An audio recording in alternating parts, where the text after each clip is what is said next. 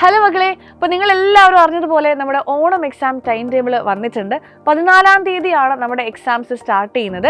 എന്നാലും നമ്മുടെ കൊമേഴ്സുകാർക്ക് 17-ാം തീയതിയാണ് സ്റ്റാർട്ട് ചെയ്യുന്നത്. എങ്ങനെയാണ്? 17-ാം തീയതിയാണ് നമുക്ക് ലാംഗ്വേജസ് വരുന്നത്. അത് രാവിലെയാണ്. 17-ാം തീയതി ഉച്ചയ്ക്ക് ശേഷം നമുക്ക് ബിസിനസ് സ്റ്റഡീസിൻ്റെ എക്സാം ഉണ്ട്. അത് കഴിഞ്ഞ് 18-ാം തീയതി നമുക്ക് ഓപ്ഷണൽ സബ്ജക്റ്റായ മാത്തമാറ്റിക്സ് ഉണ്ട്. 18-ാം തീയതി ഉച്ചയ്ക്ക് ശേഷം കമ്പ്യൂട്ടർ ആപ്ലിക്കേഷനും പൊളിറ്റിക്കൽ സയൻസും നിങ്ങൾക്കുണ്ട്.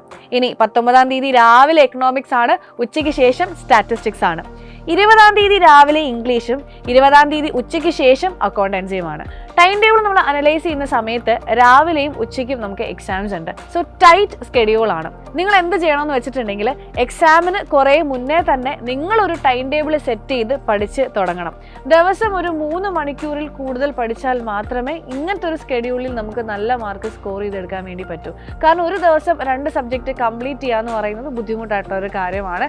സോ ഓണം എക്സാമിലേക്ക് നമ്മുടെ ധൈര്യത്തിൻ്റെ ഫുൾ ടീം റെഡി ആയിട്ടുണ്ട്. റിവിഷൻ ക്ലാസ്സുകളായിട്ടും ബാക്കി ഉള്ള വീഡിയോസ് ഒക്കെ ആയിട്ടും നമ്മുടെ ചാനൽ നിങ്ങൾ സെർച്ച് ചെയ്ത് കഴിഞ്ഞാൽ നിങ്ങൾക്ക് ആ ഒരു കാര്യങ്ങളൊക്കെ അവിടെ കാണാൻ വേണ്ടി സാധിക്കും.